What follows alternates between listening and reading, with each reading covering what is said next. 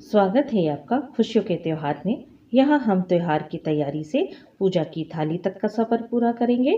आज की वीडियो में जानिए अहोई अष्टमी व्रत कब है, क्या है पूजन विधि, क्या है दोनों तरह की व्रत कथा और साथ ही जानिए उद्यापन विधि।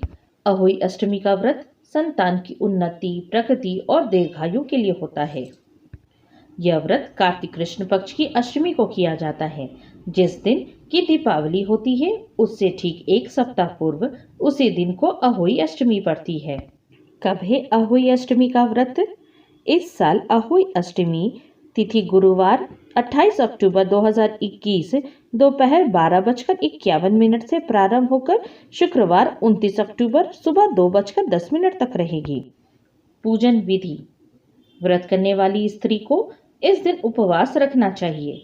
सायंकाल दीवार पर अष्टकोष्ठक की अहोई की पुतली रंग भरकर बनाएं।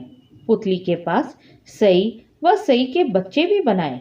चाहे तो बना बनाया चाट बाजार से खरीद सकती हैं। सूर्यास्त के बाद तारे निकलने पर अहोई माता की पूजा प्रारंभ करने से पूर्व जमीन को साफ करें। फिर चौक पूरकर एक लोटे में जल भरकर एक पटरे पर कलश की तरह रखकर पूजा करें। पूजा के लिए माताएं पहले से चांदी का एक अहोई या स्याऊ और चांदी की 2 मोती बनवाकर डोरी में डलवा लें। फिर रोली, चावल व दूध भात से अहोई का पूजन करें। जल से भरे लोटे पर स्वास्तिक बना लें। एक कटोरी में हलवा तथा सामर्थ्य अनुसार रुपया का बयाना निकालकर रख लें और हाथ में 7 दाने गेहूं लेकर कथा सुने। कथा सुनने के बाद अहोई की माला गले में पहन ले और जो बयाना निकाला था उसे सासू जी के चरण स्पर्श करके उन्हें दे दें। इसके बाद चंद्रमा को अर्घ्य देकर भोजन करें। दीपावली के पश्चात किसी शुभ दिन अहोई को गले से उतारकर उसका गुड़ से भोग लगाएं और जल के छींटे देकर आदर सहित स्वच्छ स्थान पर रख दें। जितने बेटे अविवाहित हो उतनी बार एक एक तथा जितने बेटों का विवाह हो गया है उतनी बार 2-2 चांदी के दाने अहोई में डालती जाएं। ऐसा करने से अहोई देवी प्रसन्न होकर बेटों को दीर्घायु करके घर में मंगल करती हैं। इस दिन ब्राह्मणों को पेठा दान करने से विशेष फल की प्राप्ति होती है। आइए जानते हैं अहोई अष्टमी के व्रत में कौन सी गलतियां करने से बचना चाहिए। अहोई अष्टमी के दिन महिलाओं को मिट्टी से जुड़ी कार्य नहीं करने चाहिए। इस दिन जमीन या मिट्टी से जुड़े कार्यों में खुरपी का इस्तेमाल नहीं करना चाहिए। अहोई अष्टमी के व्रत में महिलाओं को काले या गहरे नीले रंग के वस्त्र नहीं पहनने चाहिए। व्रत में पूजा से पहले भगवान गणेश को याद करना बिल्कुल ना भूलें। इस दिन अर्घ्य देने के लिए कांसे के लोटे का प्रयोग नहीं करना चाहिए। अहोई माता के व्रत में पहले इस्तेमाल हुई सारी पूजन सामग्री को दोबारा इस्तेमाल ना करें। इसके अलावा मुरझाए फूल या पहले प्रयोग हुए फल मिठाई का इस्तेमाल ना करें। खान पान में तेल, प्याज, लहसुन आदि का प्रयोग ना करें। व्रत रखने वाली महिलाएं दिन में सोने से परहेज करें। किसी बुजुर्ग व्यक्ति का अनादर भी ना करें।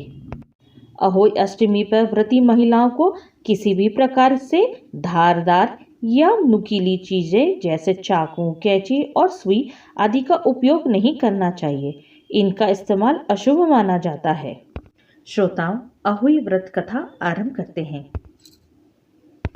प्राचीन काल में एक साहूकार के 7 बेटे और 7 बहुएं थीं। इस साहूकार की एक बेटी भी थी जो दीपावली में ससुराल से मायके आई थी। दीपावली पर घर को लीपने के लिए 7 बहुएं और बेटी मिट्टी लाने जंगल गई। बेटी जहां मिट्टी काट रही थी उस स्थान पर स्याहू अपने 7 बेटों के साथ रहती थी। मिट्टी काटते हुए गलती से साहूकार की बेटी की खुरपी के चोट से स्याहू का एक बच्चा मर गया। स्याहू इस पर क्रोधित होकर बोली कि तुमने मेरे बच्चे को मारा है, अब मैं तुम्हारी कोख बांधूंगी। स्याहू की बात से डरकर साहूकार की बेटी अपनी 7 भाभियों से बचाने की गुहार करने लगी और भाभियों से विनती करने लगी कि उसकी जगह पर अपनी कोख बंधवा ले। 7 भाभियों में से सबसे छोटी भाभी को अपनी ननद पर तरस आ गया। उसने स्याहू से कहा कि आप मेरी कोख बांधकर अपने क्रोध को समाप्त कर सकती हैं। स्याहू ने उसकी कोख बांध दी। इसके बाद छोटी भाभी के जो भी बच्चे हुए वे जीवित नहीं बचे। 7 दिन बाद उसकी मौत हो जाती थी। इसके बाद उसने पंडित को बुलवाकर इसका उपाय पूछा तो पंडित ने सुरही गाय की सेवा करने की सलाह दी। सुरही सेवा से प्रसन्न होती है और छोटी की बहू से पूछती है कि तू किस लिए मेरी इतनी सेवा कर रही है। तब छोटी बहू कहती है कि स्याहू माता ने मेरी कोख बांधी है जिससे मेरे बच्चे नहीं बचते हैं। आप मेरी कोख खुलवा दें तो आपकी बहुत मेहरबानी होगी। सेवा से प्रसन्न सुरही छोटी बहू को स्याहू माता के पास ले जाती है। वहां जाते समय रास्ते में दोनों थक कर आराम करने लगते हैं। अचानक साहूकार की छोटी बहू देखती है कि एक सांप गरुड़ पंखनी के बच्चे को डसने जा रहा है। तभी छोटी बहू सांप को मार देती है। इतने में गरुड़ पंखनी वहां आ जाती है और अपने बच्चे को जीवित देखकर प्रसन्न होती है। इसके बाद वो छोटी बहू और सुरही को स्याहू माता के पास पहुंचा देती है। वहां जाकर छोटी बहू स्याहू माता की सेवा करती है। इससे प्रसन्न स्याहू माता उसे 7 पुत्र और 7 बहुओं से समृद्ध होने का आशीर्वाद देती है और घर जाकर अहोई माता का व्रत रखने के लिए कहती है। इसके प्रभाव से छोटी बहू का परिवार पुत्र और बहुओं से भर जाता है। श्रोताओं, अहोई की दूसरी कथा आरंभ करते हैं। प्राचीन समय की बात है। दतिया नामक नगर में चंद्रभान नामक एक साहूकार रहता था। उसकी पत्नी का नाम चंद्रिका था। चंद्रिका बहुत गुणवान, शील, सौंदर्यपूर्ण, चरित्रवान और पतिव्रता स्त्री थी। उनके कई संतानें हुई, लेकिन वह अल्पकाल में ही चल बसी। संतानों के इस प्रकार मर जाने से दोनों बहुत दुखी रहते थे। पति पत्नी सोचा करते थे कि मरने के बाद हमारी धन संपत्ति का वारिस कौन होगा। एक दिन धन आदि का मोह त्याग दोनों जंगल में वास करने का निश्चय किया। अगले दिन घर बार भगवान के भरोसे छोड़ वे वन को चल पड़े। चलते चलते कई दिनों बाद दोनों बद्रिकाश्रम के समीप एक शीतल कुंड पर पहुंचे। कुंड के निकट अन्न जल त्याग कर दोनों ने मरने का निश्चय किया। इस प्रकार बैठे बैठे उन्हें 7 दिन हो गए।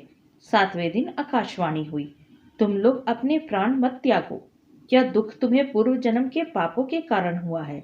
यदि चंद्रिका अहोई अष्टमी का व्रत रखे तो अहोई देवी प्रसन्न होगी और वरदान देने आएंगी।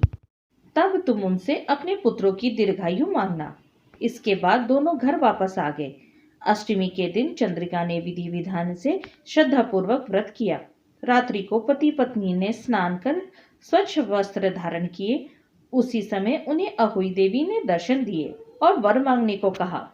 तब चंद्रिका ने वर मांगा कि मेरे बच्चे कम आयु में ही देवलोक चले जाते हैं, उन्हें दीर्घायु होने का वरदान देने। अहोई देवी ने तथास्तु कहा और अंतर्ध्यान हो गई। कुछ दिन बाद चंद्रिका को पुत्र रत्न की प्राप्ति हुई, जो बहुत विद्वान, प्रतापी और दीर्घायु हुआ। अहोई व्रत का उज्जमन।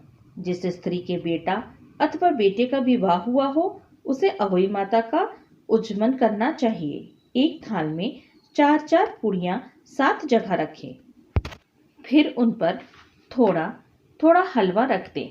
थाल में एक तियल, साड़ी, ब्लाउज और सामर्थ्य अनुसार रुपए रखकर थाल के चारों ओर हाथ फेरकर सासू जी के चरण स्पर्श करें और उन्हें सादर उन्हें दे दें।